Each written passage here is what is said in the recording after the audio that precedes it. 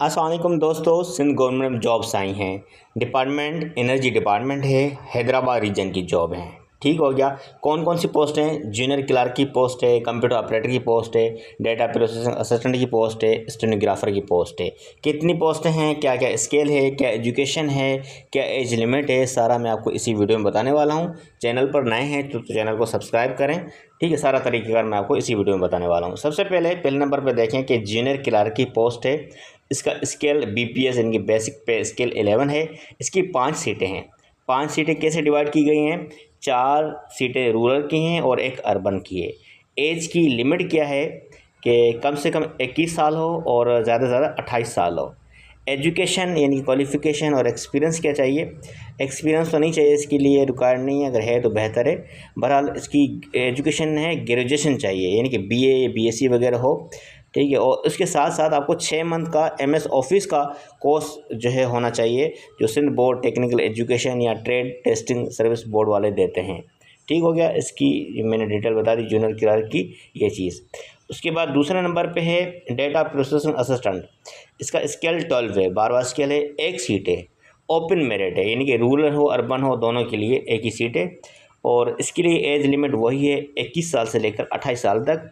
इसके लिए bachelor degree चाहिए कंप्यूटर साइंस में या फिर आईटी में, और जूनियर क्लर्क में सिर्फ ग्रेजुएशन चाहिए थी यानी कि बैचलर किसी भी मतलब उसमें डिपार्टमेंट में हो। लेकिन यहाँ पर ख़ास उन्होंने बोला है कि भाई आईटी में या फिर कंप्यूटर साइंस में होनी चाहिए, कम से कम 2nd डिवीज़न में, या फिर ग्रेजुएशन होनी चाहिए यानी कि बीए या बीएससी वगैरह, और उसके साथ साथ कंप्यूटर का 1 साल का डिप्लोमा भी चाहिए। ठीक हो गया। अच्छा, और उसके बाद तीसरे नंबर पे है कंप्यूटर ऑपरेटर की पोस्ट। इसका स्केल 12 है, 12वां स्केल है। इसकी 2 सीटें हैं।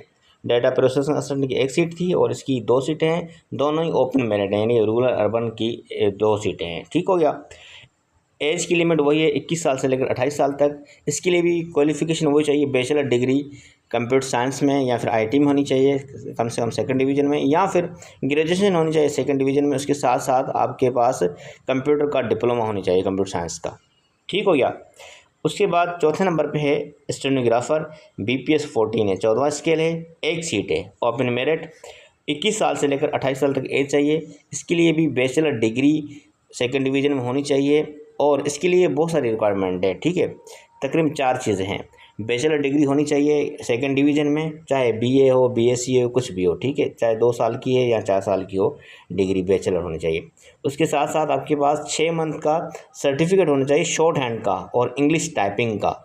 ठीक है, सिंध बोर्ड टेक्निकल एजुकेशन वालों की तरफ से हो।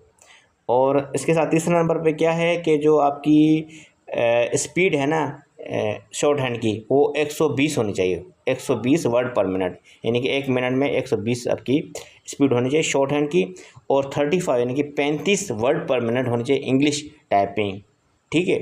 उसके बाद क्या है चौथे नंबर पे कि सर्टिफिकेट होना चाहिए एमएस जो है ऑफिस का, वो भी सिंध बोर्ड टेक्निकल एजुकेशन का हो।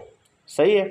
अच्छा, इसमें वो लोग अप्लाई कर सकते हैं जिन्होंने टेस्ट दिया था एसटीएस का और ग्रेजुएशन कैटेगरी का था, वो कम से कम उनकी 40 मार्क्स थी, वो लोग अप्लाई कर सकते हैं। ऑनलाइन अप्लाई होगा सिंध जॉब पोर्टल पर। इसकी जो लिंक है मैं आपको डिस्क्रिप्शन में दे दूंगा, sjp.gos.pk, और ये 15 दिन में अप्लाई करना है। तो तकरीबन जो है ये 28 तारीख इसकी लास्ट है, 28 अगस्त इसकी लास्ट डेट है। ठीक हो गया।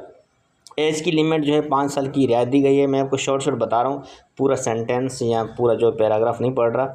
और इसके अलावा जो मेन चीज़ें हैं, चौथे नंबर पे बता रहा है कि भाई जो है एनओसी चाहिए जो पहले से गवर्नमेंट सर्विस में है, यानी कि पहले से गवर्नमेंट के मुलाजिम हैं, वो नो ऑब्जेक्शन सर्टिफिकेट यानी कि प्रॉपर चैनल के थ्रू अप्लाई करेंगे। इंटरव्यू से पहले अपने जो है डिपार्टमेंट से आप लेंगे क्या एनओसी लेंगे, और जो उनकी डीएससी होती है यानी कि डिपार्टमेंट सिलेक्शन कमेटी होती है जो इंटरव्यू लेती है, उनसे पहले आपने वो जो है लेना होता है एनओसी, और वो इंटरव्यू के टाइम पे आपको सबमिट करवाना होगा। सही है। और ये पॉलिसी वगैरह सारा कुछ लिखा हुआ है। और क्या लिखा हुआ है कि भाई नो टीएडी दिया जाएगा इंटरव्यू के टाइम पे, यानी कि कोई खर्चा पानी नहीं दिया जाएगा, किराया वगैरह नहीं दिया जाएगा इंटरव्यू टाइम पे। अच्छा, ये था इसके बारे में कि भाई हैदराबाद रीजन की जॉब है, department energy department, electric inspectorate Hyderabad region. ठीक है, कोई शक सवाल हो आप पूछ सकते हैं। चैनल पर नए हैं तो चैनल को ज़रूर सब्सक्राइब कीजिएगा, और उन दोस्तों के साथ ज़रूर सेंड करें जिनको जॉब की ज़रूरत हो। मिलते हैं नेक्स्ट वीडियो में, तब तक इजाज़त दीजिए। अल्लाह हाफ़िज़।